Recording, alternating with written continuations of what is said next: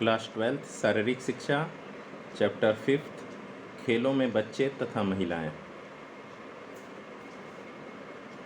इस चैप्टर के मुख्य उद्देश्य हैं गामक विकास तथा इसे प्रभावित करने वाले कारक, वृद्धि व विकास की भिन्न भिन्न अवस्थाओं में व्यायाम संबंधी दिशा निर्देश, आसन संबंधी सामान्य विकृतियां जैसे घुटनों का टकराना अर्थात नौकनी, चपटे पैर अर्थात फ्लैट फुट, गोल कंधे राउंड शोल्डर, कुबड़ आगे की ओर कुबड़ पीछे की ओर अर्थात लॉर्डोसिस और काइफोसिस, बाहर की ओर झुकी हुई मुड़ी हुई धनुषाकार टांगें व रीढ़ की अस्थियों का एक ओर झुकना जिसे हम स्कोलियासिस कहते हैं।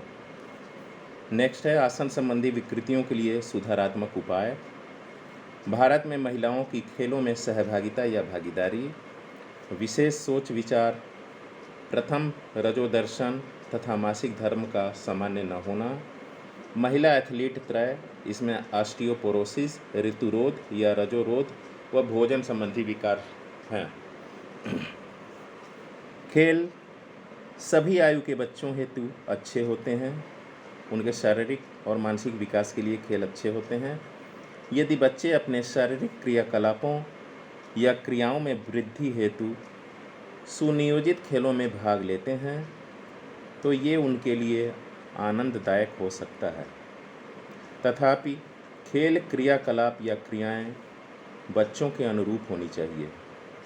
बच्चों के शारीरिक विकास को देखते हुए खेल उसी के अनुरूप होने चाहिए। यदि वे ऐसे खेलों में भाग लेते हैं तो उनकी विकासात्मक क्षमताओं के अनुरूप नहीं है तो उनके लिए निराशाजनक हो सकता है। यहाँ तक कि वे समय पूर्व खेल छोड़ सकते हैं। वास्तव में खेल तथा बच्चे आपस में एक दूसरे से घनिष्ठ रूप से जुड़े हुए हैं। चाहे जो भी परिस्थितियां हों, वे खेलों से दूर नहीं रह सकते। वस्तुतः उनमें खेलों में भाग लेने की जन्मजात प्रवृत्ति होती है। सर्वाधिक महत्वपूर्ण बात यह है कि बच्चों का गामक विकास खेलों की ज़रूरतों के अनुसार होना चाहिए।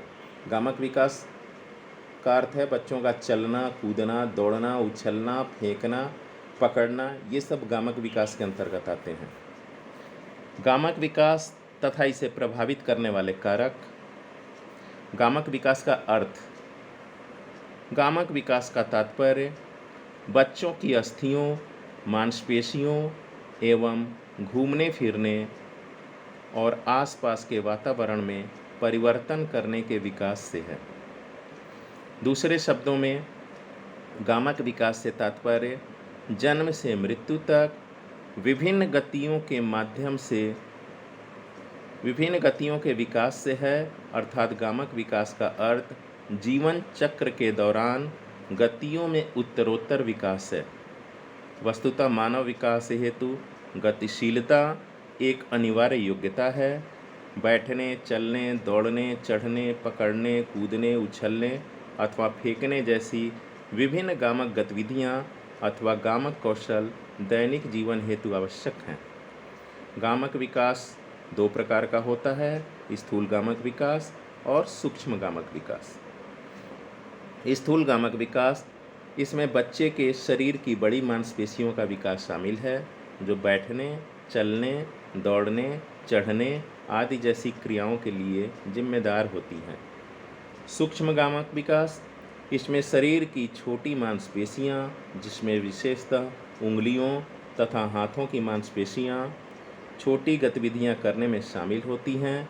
उदाहरणतः भाले, डिस्कस, पोल, क्रिकेट की गेंद आदि को पकड़ना, वॉलीबॉल की स्मैश करना तथा यंत्रों सहित अथवा रहित जिम्नास्टिक का अभ्यास करना आदि। एक बार फिर से सुन ले गामक विकास का अर्थ।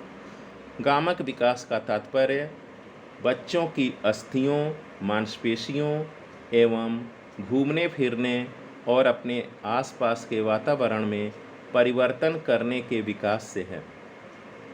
दूसरे शब्दों में गामक विकास से तात्पर्य जन्म से मृत्यु तक विभिन्न गतियों के विकास से है।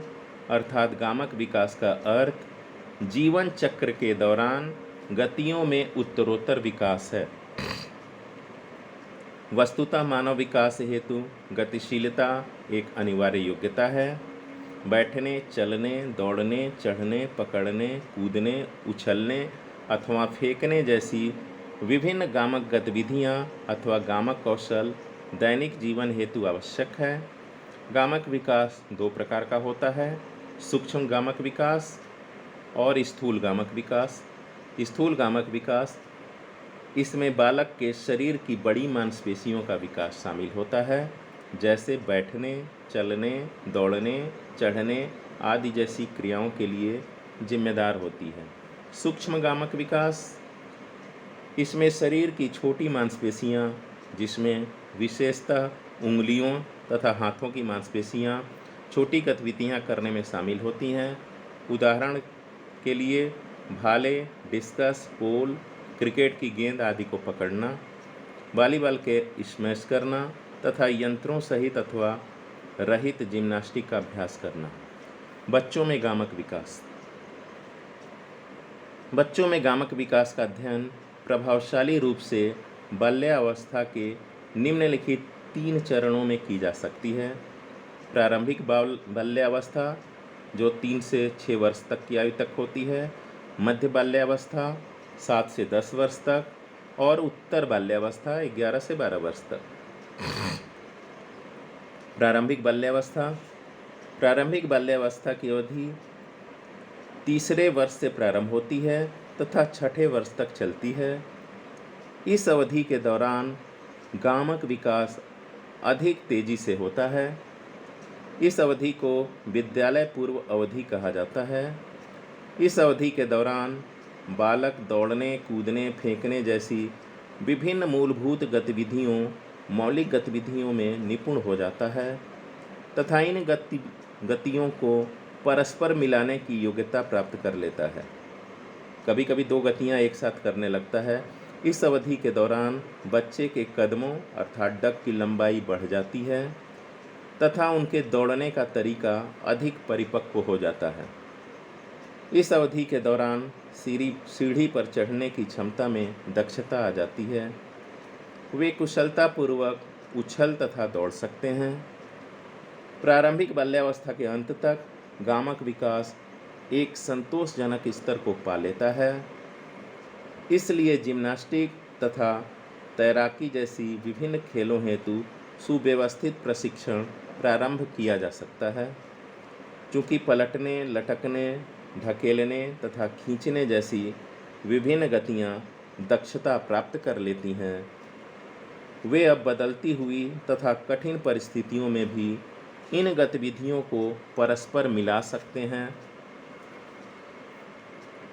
वे विभिन्न गतियों में मेल जोल में दक्षता प्राप्त कर लेते हैं, जैसे दौड़ते समय कूदना, पकड़ना तथा फेंकना और दौड़ना तथा फेंकना आदि। यद्यपि वे इन गतिविधियों में दक्ष हो जाते हैं, तथापि इस स्तर पर उनको प्रतिस्पर्धा प्रतियोगिता से बचना चाहिए। दूसरा है मध्य बाल्यावस्था 7 से 10 वर्ष। मध्य बाल्यावस्था 7 वर्ष से लेकर 10 वर्ष की आयु तक रहती है। इस अवधि के दौरान बालक क्रियाशील तथा स्फूर्तिमान हो जाता है। उनमें विभिन्न शारीरिक गतिविधियों तथा क्रियाकलापों में शामिल होने की प्रबल इच्छा होती है। इस अवधि के दौरान बच्चों में अपने समान आयु वर्ग के बच्चों से प्रतिस्पर्धा की इच्छा होती है। उनमें अपने पूर्व प्रदर्शन में सुधार की भी इच्छा होती है। इस अवधि के दौरान अधिकतर बच्चों की मूलभूत गामक गतिविधियां परिपक्व हो जाती हैं। उनकी मुद्रा तथा संतुलन भी बेहतर हो जाते हैं। वे उनके द्वारा सीखी गई गतिविधियों की विविधता में दक्षता प्राप्त करने का प्रयास करते हैं। वास्तव में विभिन्न उद्देश्यों हेतु एक ही प्रकार की गतिविधियां अलग अलग प्रकार से की जाती हैं, जैसे लंबी अथवा ऊंची कूद लगाना, दूर अथवा ऊंचाई तक फेंकना आदि। ये गतिविधियों के मेल जोल गतिविधियां के परिष्करण तथा गतिविधियों के सहज चालन में दक्षता प्राप्त कर लेती हैं। गति संबंधी योग्यताएं अपेक्षाकृत तीव्र गति से विकसित होती हैं। इस आयु समूह में समन्वय संबंधी विकास भी उच्च स्तर पर प्रदर्शित करता है, जबकि लचीलापन अर्थात फ्लेक्सिबिलिटी अपेक्षाकृत कम दर से विकसित होता है। इस अवधि के दौरान नियम लचीले होने चाहिए तथा अनुदेशन या निर्देशन का समय कम तथा प्रतिस्पर्धा न्यूनतम होनी चाहिए। इस अवस्था में गतिविधि के त्रुटि शोधन पर बल दिया जाना चाहिए। कोई भी गति अगर बालक कर रहा है और वो गलत कर रहा है तो उसमें सुधार करनी चाहिए। तीसरा है उत्तर बाल्यावस्था 11 से 12 वर्ष। उत्तर बाल्यावस्था की अवधि 11 से 12 वर्ष की आयु तक अथवा यौवन के प्रारंभ तक रहती है। शारीरिक शक्ति में अंतर प्रारंभ हो जाता है, किंतु यह अंतर बहुत कम होता है। लड़के तथा लड़कियां समान रूप से मुकाबला कर सकते हैं। अधिकतर बच्चे सर्वाधिक जटिल गामक कौशलों में महारत हासिल कर लेते हैं। वे युक्तियों तथा अधिक जटिल खेल संयोजनों को सीखने के लिए तैयार हो जाते हैं। दौड़ने तथा कूदने की गतिविधियां गुणात्मक तथा संख्यात्मक रूप से मध्य बाल्यावस्था की अपेक्षाकृत तेजी से विकसित होती हैं। खेल प्रशिक्षकों तथा शारीरिक शिक्षा अध्यापकों को युक्तियों तथा कौशल पर अधिक बल देते हुए कौशल विकास को उत्साहित करते रहना चाहिए। गामक विकास को प्रभावित करने वाले कारक। बच्चों के गामक विकास को निम्नलिखित कारक प्रभावित करते हैं। पहला है जैविक कारक। जैविक कारकों का संबंध जीन से है। इन कारकों को वंशानुक्रम अथवा आनुवांशिक कारक भी कहा जाता है, जो जीन हमें माता पिता से प्राप्त होते हैं। वे गामक विकास सहित विभिन्न प्रकार के विकास हेतु जिम्मेदार होते हैं। तीव्र गति से संकुचन करने वाले रेशों तथा मंद गति से संकुचन करने वाले रेशों का प्रतिशत जैविक कारकों पर निर्भर करता है। वस्तुतः ये कारक विकास की दर तथा योग्यता को प्रभावित कर सकते हैं। ये कारक शरीर के भार, आकार, शक्ति आदि से संबंधित हैं। दूसरा है वातावरण संबंधी कारक अर्थात इन्वायरमेंटल फैक्टर्स। शारीरिक तथा सामाजिक कारकों जैसे वातावरण संबंधी कारक बच्चों के गामक विकास को प्रभावित कर सकते हैं। शोध अध्ययन दिखाते हैं कि जिन बच्चों को उनके आसपास के स्थान की खोजबीन करने हेतु प्रोत्साहित किया जाता है, उनका गामक विकास अपेक्षाकृत तेज गति से होता है। बच्चों को गामक क्रियाकलापों की ओर प्रोत्साहित अथवा अभिप्रेरित नहीं किया जाता, उन बच्चों में गामक विकास की दर धीमी हो जाती है।